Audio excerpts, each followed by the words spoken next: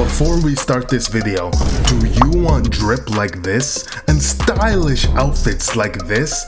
Well, check out the merch in my Roblox group, all at an affordable price. Now it's made by my friend Dustin, aka Sukuna's host. Now be sure to join his group and follow his Twitter because he's banging out this awesome anime clothing at a weekly basis. You guys are gonna love it. Be sure to check out all of his work. Now without further ado, let's get into this Easter update. Can persevere, go forward on my own. There's a bright and shining pure light coming through the darkness of the night. Now I can't help crying for my life. In this endless time that I live inside, take a closer look as who you are. Wagwan people of today, it's me ShiverAway. We finally got the Easter update, so let's waste no time. So what I'm gonna be showing you first is gonna be the Subjutsus. Now they got a lot of new sub abilities in this, so check it out. What we got is the very first one is the Rab style warp. So this is basically like the Kamui warp for the forged Akuma. I use that, you become a bunny. Now you can't do anything in this, and this drains your stamina like all hell, as you can see, but when you're in this form you are intangible, and it's pretty good if you don't have a stamina heavy build. I guess not too long of a cooldown. Now the next thing we got here is going to be the Rab style Prism. Now basically what this is, it's a cooler looking and slightly better water prison. So if I use this right now, boom, you hit them and it stuns them. Now you can see that is actually a really long stun time. You can actually get off a lot of moves with that. However, it is on global cooldown. As you can see, it did put all of my stun moves and even my summoning on cooldown, so it's not like it's too overpowered. Now the next move we got here is the Rab style meteorite. Okay, so the meteorite, it's like we don't really have a straight meteorite move in the game, but this is more like the Q spec of the sun staff. So let me use this right now. Boom, and then basically it drops an egg, and what the hell? Okay, so usually it explodes. Usually it explodes. I don't even know what to say to that. Okay, I'm gonna move over here. Maybe I don't know what happened. Okay, I'm gonna wait for that to come off cooldown.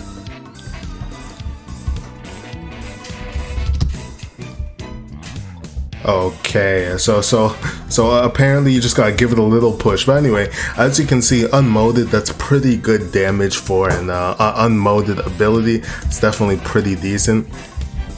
Now I'm gonna show you the modes. Now for the Rab-tailed spirit, I actually don't have this maxed out, but I'll basically just show you what I do have, and then I'll put some clips on screen what it actually looks like. So right now this is just the base form, and it's pretty good. It's like any other tailed spirit, but this one makes you white, makes you look like a bunny. Looks pretty cool. And the Z spec on this is actually the best tailed beast Z spec. Like that is doing 10k per tick in the very first form. So if you look at the other forms, it is honestly like, it's very crazy, very overpowered, and I think this is probably going to become meta for PvP because all the moves, the Z spec on it isn't even on a long cooldown, so overall it's just going to be very overpowered for what's basically just like a joke tailed beast. And the tailed beast itself does look pretty cool, so I really do like that. As you can see, boom boom boom, that is a lot of damage. That's like, yeah, it'll do a lot. It could do up to 80k. So the next move we got here is the Mastered Rabbit Spirit. Let me equip that. Here we go. So now this one, I kind of like it as well. However, it's I don't know, when you see it, you'll know what I'm thinking. So this is very similar to another one of the moves in the game. Now you do have TP dashes in the mode. You do look pretty cool in the mode. You get some eggs on you. The stats on it are decent, pretty standard, nothing too crazy. No Q spec or anything like that. But the Z spec, yeah, okay, you just become the Colossal Titan, and it's like the Karada move. So I think that that's kind of a decent. I don't really know how good that's gonna be in PvP. I think that it could be decent, but honestly, a lot of people don't like that move in Karate, so I guess we'll have to see it. But it does do decent damage, and obviously the AOE is pretty good. And the fact that you don't launch yourself this time, that you can actually just, yeah, you just pop it and then you just do good damage. I think that's pretty good. So we'll see how this is used. So this update also turned all of the villagers that you'll see into bunnies. Now, much like the Halloween trick-or-treating update, you will notice that some villagers have eggs over their head. Now you just need to find them. I think I see some over there. And if you talk to them, you get 1 free spin. So that's pretty cool. I think that's a pretty good method of just getting some quick spins. Obviously this isn't like the fastest spin method, but I think if you're just playing the game over time, if you just talk to every one of them, it's gonna add up over time. Like right now I just started and I already have 3 spins, so you know it will add up, and I think it's just a nice Easter treat. Now that said, to get these Subjutsus, what you gotta do, they're just scrolls like everything else like you've seen. You can look up the locations of those, and for this one you actually need to fight a boss. It will tell you the spawn when you click on this, so this is a boss, and this you don't need to fight any boss for that. That's just gonna be a scroll like all the others. So definitely, I think this Easter update is pretty good. They did do some balances and nerfs to different bloodlines, so I like that as well.